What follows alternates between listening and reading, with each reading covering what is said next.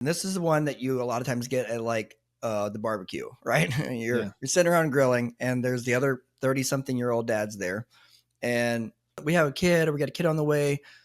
Should we open like a college savings account for them? Like, what kind of account should we open for them? But there's a lot of different account types. If you want to Yeah. save for junior, there's a Yeah. lot of different ways you can do that. Yeah. And what determines which one you're going to pick, I think, really comes down to how much control and flexibility you want, as well as a little bit of taxes per usual, because we like to talk about taxes a lot.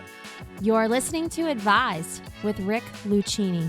It's complex, in my opinion. It's something that I go back on. I know we've talked offline about a lot, and I kind of wanted to open it up again because recently with the big, beautiful bill, some of those things have changed for the better. And it's maybe changing a little bit or molding how I look at things and how I might start working with my clients. Same. So Let's start with that. Let's talk, because I think I was going to save 529s for last, but I think we should talk about them first. Yeah. So what's a 529 plan? Yeah, the 529 is what they are now. The 529 is the one that everybody thinks about and looks up when they put in like saving money for my kid or my grandkids' college. Yes. The Google search is all 529s. And the short version is they're an account type that allows you to put money in for the beneficiary, which is the minor child, to be used later for accredited tuition is the way it used to be. Yeah. It used to be like qualified expenses, which were pretty much tuition for college. Yeah. And maybe some fees for college. Yes. But like there was a lot of stuff you could not spend on. It was not very flexible. The benefit to you is you put the dollar in, the dollar grows to $2. You use it for the right thing. You don't pay any tax on that growth. Yes. And we would see a lot of people get these 529 plans and they didn't use it all, or they didn't use it at all. And they're like, well, what do I do with this now? There's like 4 things that are eligible expenses and I didn't use any of those. So they just cash it out. And when you do that, you get back the money you put into it tax free, but anything that's grown is hit at your highest marginal tax bracket plus a penalty. So it's actually losing half the money they feel like. Right. And so this is the conversation. Everybody that come to me, this is the conversation I would have with them is I don't like 529s for the reason you just said. Yep. Jimmy's 4 and he's still eating glue. So like, we're not sure if he's going to Penn State yet or not. Right. So I mean, if he's eating glue, he's probably good for Penn State. Okay, that's fair. Let's just pump the brakes a little bit. What do we really want? We really want to save money for junior, not necessarily that's going to go directly to college, especially because college is so damn expensive. Yeah. What you're going to spend or save over those years is likely a drop in the bucket. And so it doesn't really have to be earmarked for college. Yes. Right. This is the conversation I used to have before things recently changed.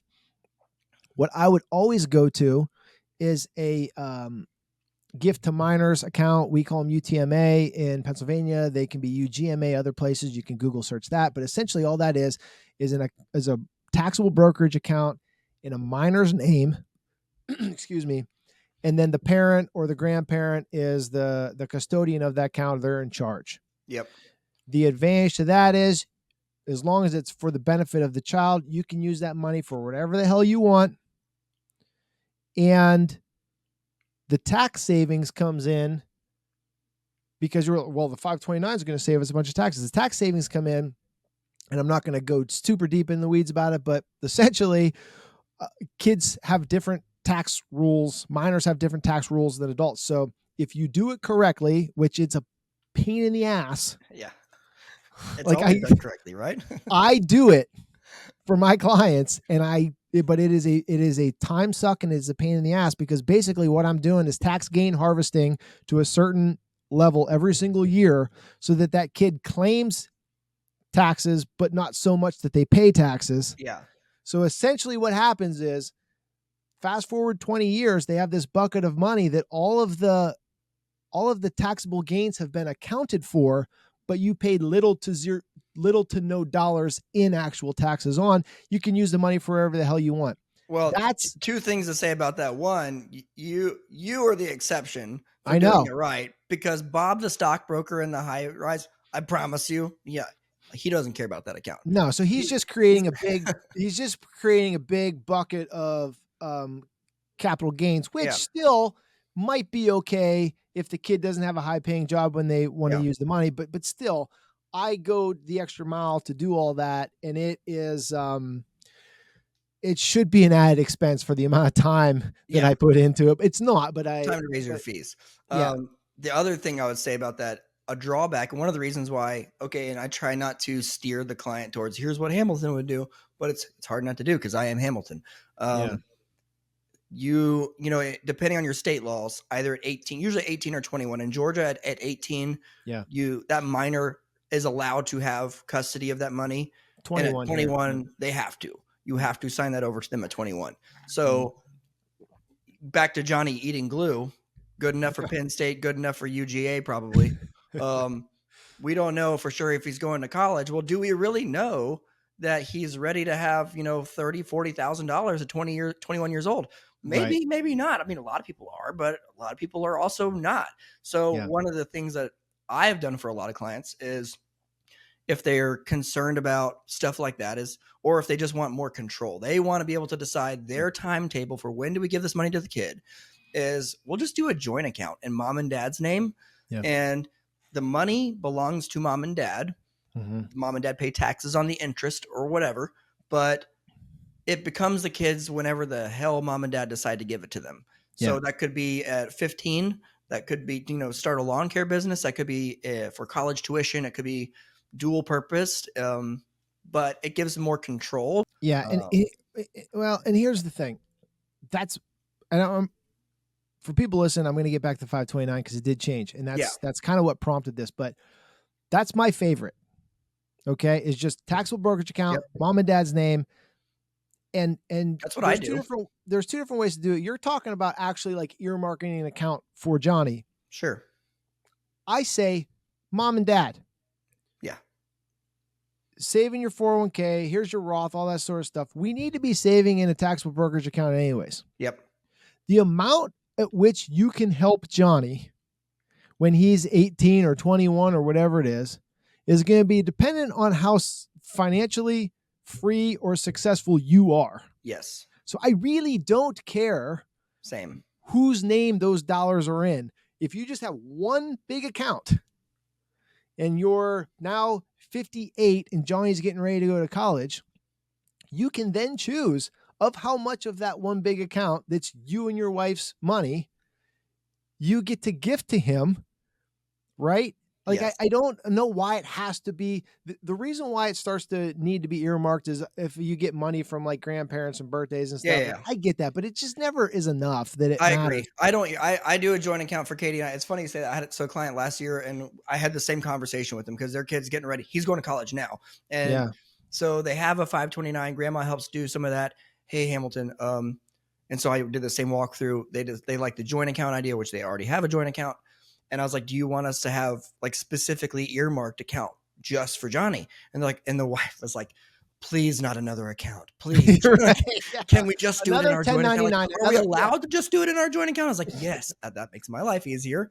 And whatever you don't spend for his college, that's for your retirement. Unless it's, and this is where the 529s and the minor UTMA accounts come in, is when it's not mom and dad's money. Sure. If it's getting gifted from and it's significant, not $20 in a birthday card, but it's significant enough where you don't feel comfortable commingling it with your own money. It's really for Johnny and you want to keep it separate.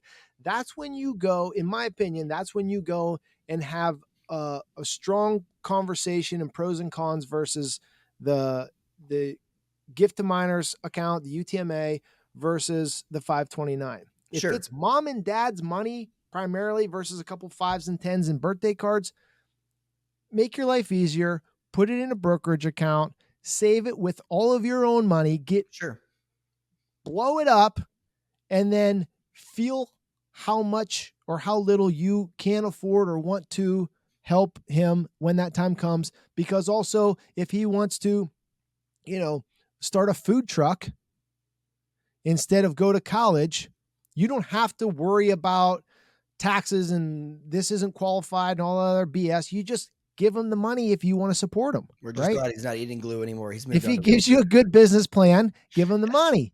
So let's just say, okay, mom and dad say that's great, but grandparents really want to, like, I actually have some UTMA accounts that the grandparents are the custodian. They're putting like legitimate money and they don't want to commingle it with the parents. Sure.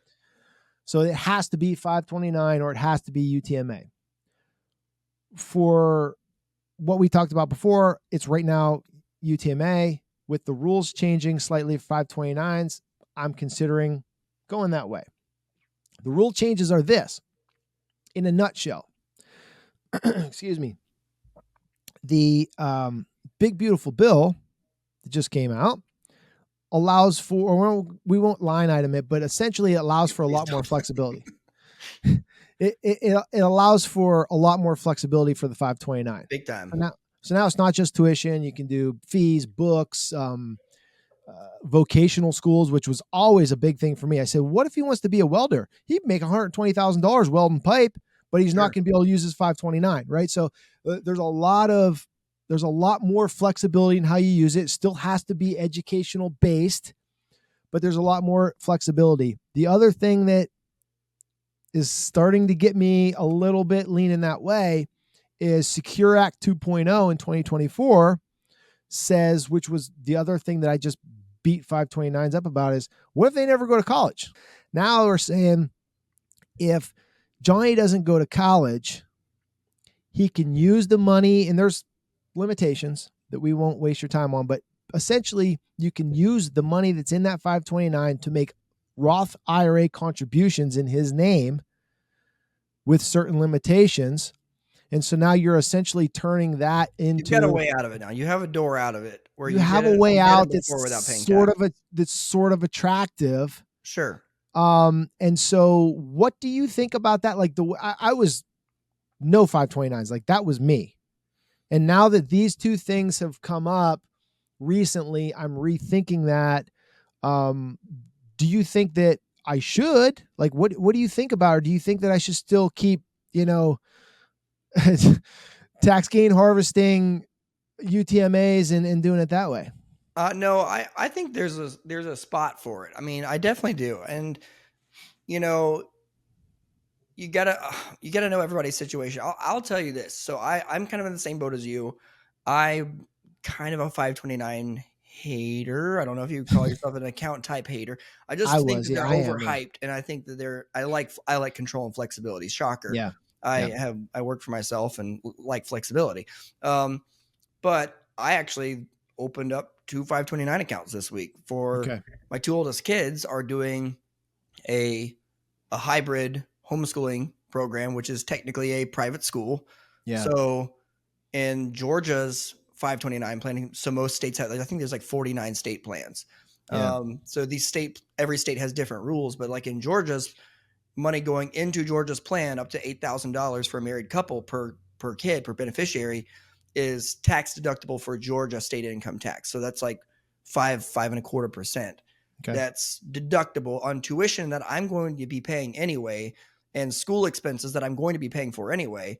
I put it in tax deductible. Even if I'm not investing it, I can literally just send a check to the school. Send a check to the school for their tuition every month from that account, federally income tax free. Yeah. So it's going in tax deductible. It's coming out tax free for things that I would have to spend money on anyway. Yeah. So it's just saving me. It's just similar to having a health savings account. Yes. And using it as a pass through. But up until recently, you wouldn't have been able to do that. Yeah. Right? Yeah. 100%. Right. You wouldn't have been able to do that. You would have had to use that money for college. Yes. Not for the private school and the homeschooling and all that. So you weren't be able to do that. And now that has changed. So that's the flexibility there. You did mention something about being state specific, and that's it's one of the things that's still hanging me up is the actual accounts. Yes. As it is right now, I can't title an account on my platform a 529 like I could they're a all like joint or an state IRA or plans. Roth and invest it the way I want. I have to do it through this state plan. That's not super attractive to me because I can't control the investments the way I want to. Want to. And they're also often, because of that, a lot higher in fees. Yes. So is the trade-off worth it to go down that route and have maybe an account at a different custodian and have maybe higher internal fees and less investment flexibility to be able to then maybe the intention is to have it be a Roth and never use it for college. Yeah. Like what if I started a Roth for Jimmy, for my grandson or whatever? Like, is that trade-off worth it, or is that still not worth the squeeze and I should be just sticking with the UTMAs and the taxable brokerage accounts? That is a thing that has definitely swayed some of my clients' opinions. And like there've been some people I'm like, hey, I think you should open the Georgia Path to College plan because you're in a high tax bracket. You know, you pay a lot in taxes and it's going to save you 5% on Georgia. And they're like, oh, sweet. Can you do that for me? I'm like, no, I can't. Yeah, now Georgia, you can go on as the advisor. A lot of these states, you can go on as the advisor of record. It's not easy to do. I tried to do it for myself, for my own 529. I opened up for my kid. And like 3 months later, they sent me a letter and they're like, you didn't sign one spot. So not in my experience, it's not easy for an advisor to manage these kinds of accounts. Yep. You probably need to be a little more savvy. And some of my clients who have been like, oh, I have to do all that. You know what? Forget the 5% tax savings. Will you just do this for me? Correct. Which to me, I'm like 5% tax savings, but I get it. I get it. It's no, but that's an issue. And I don't know. Do you know why that is? Like, why can't it just be an account title no different than a Roth or anything else? Like, I don't think it really understand the fact that every state has their own laws regarding them. So they all have state sponsored plans that have to align with the laws. So I think that's why you can't. How is that? But how is that different than every state having their own income tax laws and we all still get paid the same way? And I don't know. You just file it at the end. Like if I take money out of the plan, I still have to file it on my tax return. It doesn't make any sense. I don't know. It's somebody's getting a kickback somewhere. I think maybe. Yeah. Yeah. It's one of those things when we burn down the 80,000 page tax code, I'm coming for 529s. Whatever. But well, let's cap it like this. In my opinion, if the money is coming from mom and dad, keep it simple. Almost always, unless there's some kind of disability or issue like that elsewhere, keep it in a taxable brokerage. Here's the other thing about the UTMAs, that the one drawback besides the work is if enough money gets in there, it could affect financial aid when the kid does go to college. Mm-hmm. Okay. And so keep the money in mom and dad's name when you can. Focus on investing as much as you can, investing tax efficiently, and knowing that you're going to be in a better financial situation 18 years from now, and you should be able to afford to help your kid with money out of your name. Yep. If the money and its significance, not just $20 in a birthday card, but the money's coming from an aunt, an uncle, a grandparent, and this is the only UTMAs that I have. Yeah. Is like grandparents are putting $5,000 a year in, or aunt and uncle that don't have their own kids are like helping fund their. Sure. Okay, we can't commingle. Outside of that, then that's when you look at if the money's technically being gifted from a non-parent. That's when I think it gets serious about. Account. Let's look at the 529 or the minor UTMA account and decide between there based on what you value more, the flexibility, the future tax savings and Roths and all that sort of stuff. And then have that discussion with somebody that knows what they're talking about. But don't just default to the 529 because when you Google saving for college, that's what comes up. Yep. 100%. It's a little bit more complex than that. 100%. Good place to stop it. All right. Clear as mud. All right. How about it? All right, buddy.